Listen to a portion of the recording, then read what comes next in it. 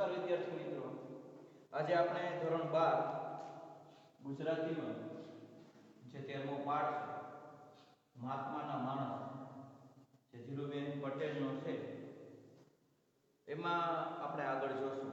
અગાઉના પીરિયડમાં લેખિકા વિશે ઘણી બધી વાત છે એ મેં કરી હતી. ઘણી બધી સમજ છે એ આપણે એમાં મેળવી હતી અને ઘણી બધી બાબતો છે કે જે પાઠના સંદર્ભમાં પણ આપણે સમજવાની છે. એ વાત પણ મેં અગાઉના પીરિયડમાં એ કરી હતી. એ બધી બાબતો સમજવાની છે અને એનો સાચો ખ્યાલ પણ આપણને હોવો જોઈએ. તો એ વાત આપણે આગળ જોઈએ. ઓચિંતા પગ દુખવા માંડ્યો. હવે એની વાત એ છે, પાત્રના માધ્યમથી આપણને વાત એ કહી છે. ઓચિંતા પગ દુખવા માંડ્યા, બહુ થાક્યો છે, ખૂબ થાક્યો છે, બહુ થાકી ગયો છે. બગલ થેલા પાટ ઉપર મૂકીને બેસી પડ્યો. બગલ થેલા એ પાટ ઉપર મૂકી અને એ બેસી ગયો અને તે સાથે ઉપલી ખડકીની બારી ખોલી. ઉપલી જે ખડકી છે એની જે બારી છે એ એમણે ખોલી. તો ઉપરની ખડકીની બારી છે એમણે ખોલી. ક્રોધ ભરી ગર્જના, એ ક્રોધ હતો, એ ગુસ્સો હતો અને એ ગર્જના છે એ સંભળાય. એ ક્રોધ ભરી ગર્જના છે એ એને સાંભળવા મળી.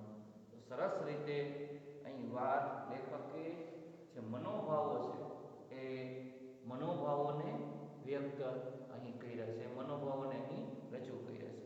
ચિયો છે એવો પ્રશ્ન પૂછ્યો, મતલબ સ્થાનિક તળપદી ભાષામાં વાત કરી. ચિયો છે એટલે કયો છે? હું મળ્યો, હા હું મળ્યો છું, હું મણિભાઈ છું, એમ એને વાત કરી. એ બાબત છે એ સમજાય. વેરીભાઈનો મણિયો તો ચારનોય મહાનમાં ગયો. કે વેરીભાઈનો મણિભાઈ છે એ તો ક્યારનોય મૃત્યુ પામ્યો છે, એ તો ક્યારનું એનું મૃત્યુ છે એ થઈ ગયું. હેણતા મોટી મહાત્માવાળી ના જોયું હોય તો ચાલતો અને મોટી મહાત્માવાળી ના જોયું હોય તો અહીંથી તું ચાલતો થઈ જાય. અને બારી વસરી ગઈ અને બારી છે એ બંધ થઈ ગઈ છે અને એની જે બારી છે એ બંધ થઈ ગઈ છે. તો આ રીતે સરસ રીતે આ બધી બાબતો છે એ સમજાવી છે અને એ બધી બાબતની સમજણ છે, એ બધી બાબતની સમજૂતી છે એ હોવી જોઈએ. દિશા શૂન્ય બની મણિભાઈ એ બારી સામે તાકી રહ્યો. દિશા શૂન્ય બની ગયો અને દિશા શૂન્ય બની અને એ જે બારી છે એની સામે જોઈ રહ્યો. ઘણા વખત લગી તાકી રહ્યો, ઘણા વખત સુધી એ જોઈ રહ્યો, ઘણા વખત સુધી એની સામે જોઈ રહ્યો અને અંતે એને બગલ થેલો પાછો ઉચક્યો. અને અંતે એની પાસે જે બગલ થેલો હતો એ બગલ થેલો પાછો એને ઉચક્યો. મણમણના થઈ ગયેલા પગ ઘસડ્યા. મણમણના વજનના સંદર્ભની વાત કરેલી છે કે એને પગ ઉચક્યા, ઘસડ્યા અને કૂતરાની ચાટ આગળ જરા થંભીને, કૂતરાની જે ચાટ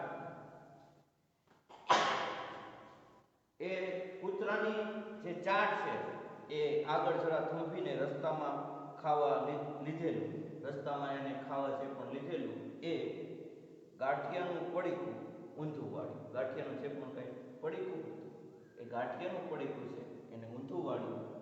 આભારવશ થઈ કૂતરાએ પહેલાં પૂંછડી આભાર એને વ્યક્ત કર્યો અને આભારવશ થઈને કૂતરાએ પૂંછડી છે એની પર પટાવી અને ટોળે વળ્યા પછી, ટોળે વળી ગયા અને ટોળે વળ્યા પછી ગાંઠિયા સૂંઘીને એ આગળ ખસી ગયા. ગાંઠિયા એ સૂંઘીને એ ત્યાંથી દૂર થઈ ગયા. તો આ રીતે ઘણી બધી બાબતો છે કે જે એની સાથે જોડાયેલી છે એની એને વાત કરી. ઠીક ત્યારે તમે જાઓ, તમે અહીંથી જાઓ. અપાર ખેદ, ખૂબ જ એક પ્રકારનો ખેદ હતો અને એ ખેદથી એણે વાત કરેલી.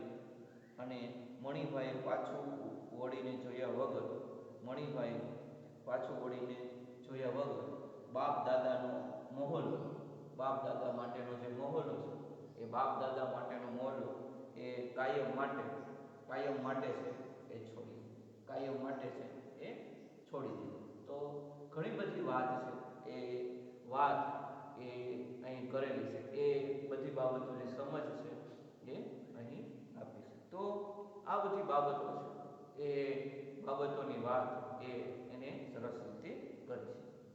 એને સમજાતું નહોતું, એને નહોતી ખબર પડતી, એને સમજાતું નહોતું કે શું કરવું છે, શું કરવું, એને કાંઈ એ ખબર પડતી નહોતી, એને નહોતું સમજાતું. સત્યાગ્રહીએ આ વખતે ઉપવાસ કરવો છે. જે સત્યાગ્રહી વ્યક્તિઓ છે, કે જે લોકો સત્યાગ્રહ કરે છે, એ લોકોએ ઉપવાસ કરવા જોઈએ. એ એની પોતાની ઈચ્છા હતી. માતા પિતાને સમજાવવો છે, અને જે માતા પિતા છે એને સાચી બાબત, સાચી પરિસ્થિતિ એ સમજાવવો જોઈએ, અને સાચી પરિસ્થિતિનો પણ એને ખ્યાલ હોવો જોઈએ. પેલું શું? હા, હૃદય પરિવર્તન. અને એનું હૃદય પરિવર્તન છે એ કરાવવું જોઈએ. સાચી વાતની સમજ છે એ આપવી જોઈએ, અને એનું હૃદય પરિવર્તન કરાવવું જોઈએ. પણ ગાંધીજી ક્યાં એના બાપને ઓળખતા હતા? ગાંધીજી છે એને નહોતા ઓળખતા, એના ફાધરને, એના પિતાને પણ એ ગાંધીજી ઓળખતા ન હતા. એમને ક્યાં ખબર હતી કે વેરી વિપરે એટલે પછી કોઈ ના, વેરી વિપરી છે, વેરી છે એ વિપરી જાય, એ ગુસ્સે થઈ જાય, પછી કોઈ વ્યક્તિના નહીં, કોઈના પણ નહીં. આ સમજ છે એ આપણામાં હોવી જોઈએ. આ સમજ સાથે એ આપણે કાર્ય છે એ કરવું છે. લાખ સમજાવો તોય બધું પથ્થર પર જ પાણી. ઘણું બધું સમજાવો, ઘણી બધી સમજણ આપો, તો પણ પથ્થર છે એના ઉપર પાણી છે, એના જેવી પરિસ્થિતિ છે. તો પથ્થર છે એના ઉપર પાણી હોય એવી આ પરિસ્થિતિ છે. એટલે એને ગમે એટલી સમજણ આપો તો પણ એની સમજણ ન આવે એવી એની વાત છે. તો એ પણ આપણે સમજવાનું છે. એ પણ એક પરિસ્થિતિ છે કે એ બાબત પણ આપણે સમજવાની છે. કંઈ નહીં, પોતે સાબરમતી ચાલી જશે. કાંઈ નહીં, તો એ પોતે સાબરમતી છે એ વહી જશે, પોતે સાબરમતી છે એ ચાલ્યો જશે. આશ્રમમાં રહેશે, અને એ જે પણ આશ્રમ છે એ આશ્રમમાં રહેશે. રેટીઓ કાઢશે, રેટીઓ છે એ કાઢશે. દેશ સેવા છે એની કરશે. અને નહીતર પાછો સત્યાગ્રહ કરીને જેલમાં જશે, અને સત્યાગ્રહ કરશે, અને પાછી એની ધરપકડ થશે તો એ જેલમાં જશે. આ વખતે ડાહ્યો થશે, અને આ વખતે શાણપણ વાળો છે એ બની જશે. એનામાં થોડું શાણપણ છે એને કારણે આવી જશે. અને કોઈના ઉપર, કોઈ પણ વ્યક્તિ ઉપર એ હાથ નહીં ઉપાડે. કોઈ પણ વ્યક્તિ છે એના ઉપર હાથ નહીં ઉપાડે. વેરીભાઈને જો એમ લાગતું હોય કે એમનો મણિયો મરી ગયો છે, વેરીભાઈને જો એવું લાગતું હોય કે એનો મણિયો છે એ મરી ગયો છે, તો એ પોતાના મનથી પણ મા બાપ અને ઓચિંતી માં, પોતાના મનથી પણ એના મા બાપ અને ઓચિંતી એની મા છે એ યાદ આવે છે, એ સાંભળી છે, એ યાદ આવે છે. ઓચિંતા મા સાંભળી છે, ઓચિંતી માતા છે એ સાંભળી છે. ગળે સોપારી જેવો ગોળ ડૂચો, ગળે સોપારી જેવો ગોળ ડૂચો છે એ ભરાય અને આંખ ભીની થઈ જાય છે. ગળે સોપારી જેવો ડૂચો જાણે ભરાઈ ગયો અને એની આંખ છે એ ભીની થઈ ગઈ છે. માએ પણ બારણું ન ખોલ્યું, માએ પણ એનું જાણે કે બારણું છે એ ન ખોલ્યું. આવા બધા પ્રશ્નો છે એના મનમાં ઉદ્ભવે છે, અને આ બધા પ્રશ્નો છે એ પૂછે છે. મગજ બેર મારી ગયું હતું, જાણે કે એનું મગજ છે એ બેર મારી ગયું હતું, પણ એમની પોતાની આગવી સૂઝ હતી, એમની પોતાની આગવી છે એ એક પ્રકારની આવડત હતી, અને એ આવડતથી એમને કાર્ય કરવાનું. રસ્તામાં એને જોઈને ઓળખ્યો તો નહીં, તો ન જ ઓળખ્યો. રસ્તામાં એને જોઈને ન ઓળખ્યો તો એ ન જ ઓળખ્યો. કરતા માણસો એને જાણે દેખાતા, આવું કરતા જાણે કે માણસો છે એ એને દેખાતા હોય, અને એની એ સમજ. અને નહોતા દેખાતા, અને કદાચ ન પણ દેખાતા. ચોરે એના એના બાળપણના ભાઈબંધ મગનિયો બેઠો. ચોરે, ગામનો ચોરો આવેલો હતો અને ચોરામાં એનો બાળપણનો જે મિત્ર હતો, મગન હતો, જેને મગનિયો એક લાડથી પ્રેમથી કહેતા, એ મગનિયો બેઠો હતો. અને એકવાર તો મણિભાઈને જોઈને ઉત્સાહથી ઉઠ્યો ખરો. એકવાર તો મણિભાઈને જોઈને એક પ્રકારનો ઉત્સાહ છે અને એ ઉત્સાહથી ઉઠ્યો ખરો. પણ પછી પાછો બાજુમાં બેઠેલા જે વડીલો છે એ વડીલોને દબાઈને બેસી ગયો, દબાઈને પોતે જાણે બેસી ગયો હતો. તો પછી પાછો જે પણ વડીલો હતા એ દબાઈને બેસી ગયો. મણિભાઈ નિર્લેપ ભાવે ગામ છોડીને એ બહાર નીકળ્યો. નિર્લેપ ભાવ સાથે એ ગામ છોડીને બહાર નીકળી ગયો. સામેથી કોક આવતું હતું. બોલ્યું, ચ્યો હેંડિયા ચાલ્યા? સુંદરણા મણિભાઈ જવાબ ન આપ્યો.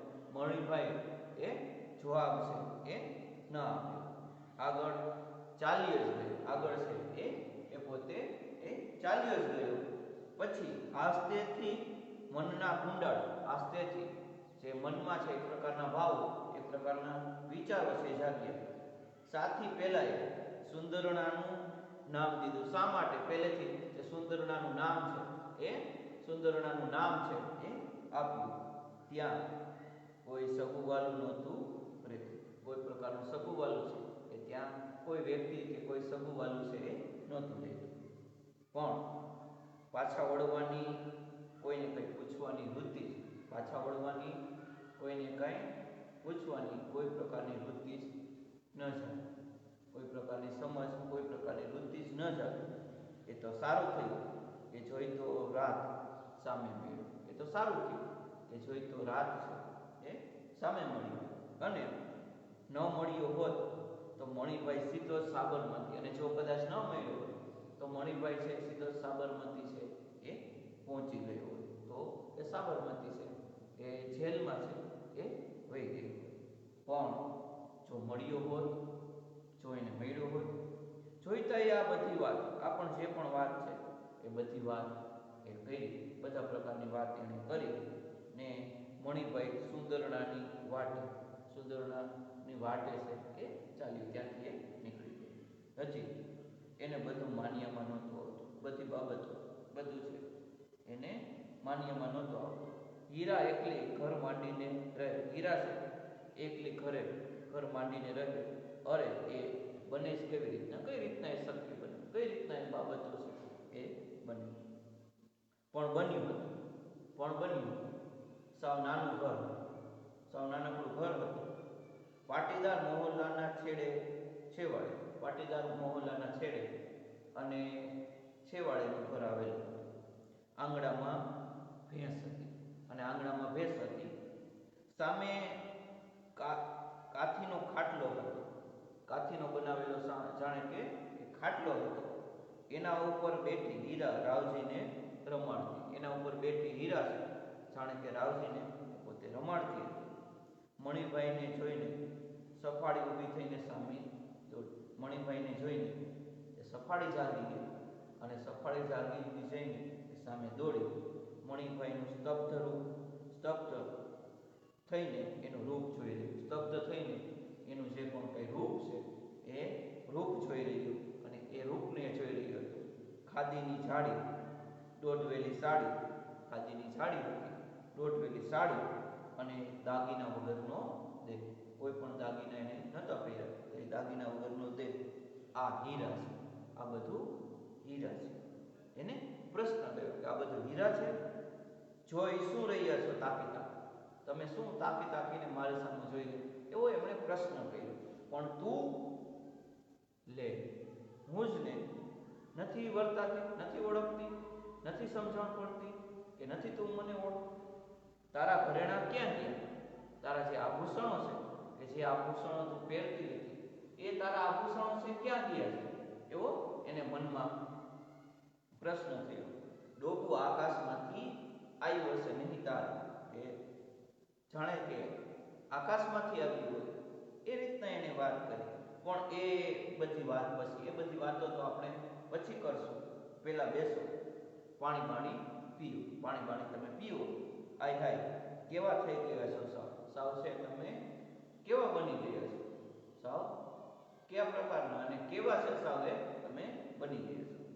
પતિ પત્ની મળીએ, પતિ પત્ની બધા મળીએ, બધી વાતો થઈ, બધા પ્રકારની વાતો છે એ કરવામાં આવી. બાપની જો હુકમી ને માના નિર્બળ વિરોધ. બાપની જો હુકમી હતી એ જો હુકમી અને માના નિર્બળ વિરોધ અને હીરાના પિયરિયાએ લીધેલા વલણની, હીરાના પિયરિયાએ જે વલણ લીધું હતું એ વલણની એવી બધી બાબતો બની, એ બધી વાતો છે બની.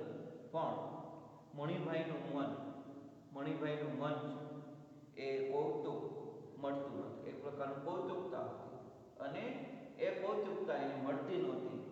પોતે તો જાણે ઠીક, કેવા મોટા માણસોને મળ્યો, પોતે તો જાણે ઠીક, પણ કેવા મોટા જે માણસો હતા, લોકો હતા, એને મળ્યો ને કેવું આ બધું જાણી આવ્યું, કેવી આ બધી બાબતોની ખબર એવી જાણી આવી ને બદલાઈ પણ ગયો. પણ આ હીરા, એને પ્રશ્ન થયો, આ હીરા એને કોણે આ શીખવાડ્યું? એને કોણે આ બાબતો સમજાવી? એને કોણે આ બાબત શીખવાડી? અને એ ક્યાંથી આટલી સાહસિક થઈ શકે? ક્યાંથી આટલી સાહસિક બની શકે? પોતે સાહસવાળી બની શકે? આ બધા પ્રશ્નો એ થયા અને આ બધા પ્રશ્નોની બાબતો છે એ મનમાં વિચારતો હતો અને એ બધી બાબતો છે એ સમજવા માટે હંમેશને માટે એ પ્રયત્ન કરતો હતો. હીરા એ તો જાણે ટૂંકું ને ટચ જવાબ. હીરાએ તો જાણે ટૂંકું અને ટચ જે જવાબ છે એ જ્યાં તમે ત્યાં હું, જ્યાં તમે છે એ ત્યાં હું આપીને વાત બતાવી નાખી અને ઝટપટ થાળી પીરસી દીધી. આપી અને જે પણ વાત હતી, જે વાત રજૂ કરવાની હતી પૂરી કરી દીધી અને ઝડપથી થાળી પીરસી દીધી. પણ મણિભાઈને કંઈ બાબતો, કાંઈ પણ કોઈ પણ બાબતો, જે બાબતો સમજવાની હોય એ બાબતો સમજાણી નહીં. એ બહુ જ વિચારમાં પડી ગયો, ખૂબ જ વિચારવા લાગ્યો, વિચારમાં પડી ગયો ને વિચારમાં એણે ભાગોળેથી લીધેલા બીડી અને બાકસ કાઢ્યા. વિચારમાં ભાગોળેથી લીધેલા જે બીડી બાકસ છે કાઢ્યા ને જેવો દિવાસળી પેટાવા ગયો, હીરાએ એના ઉપર હાથની ઝાપટ મારીને કીધું, રાખો હવે, એ શોભતા નથી. એ રાખો, એ એને શોભતા નથી. ને મહાત્માના માણસ થઈ, મહાત્માના જે માણસ છે એ માણસ બની. પત્નીની હાથની પેલી ઝાપટ ખાઈને મણિભાઈ ચોંકી ઉઠ્યો. પત્નીની હાથની પેલી એવી ઝાપટ ખાધી અને એ ચોંકી ઉઠ્યો.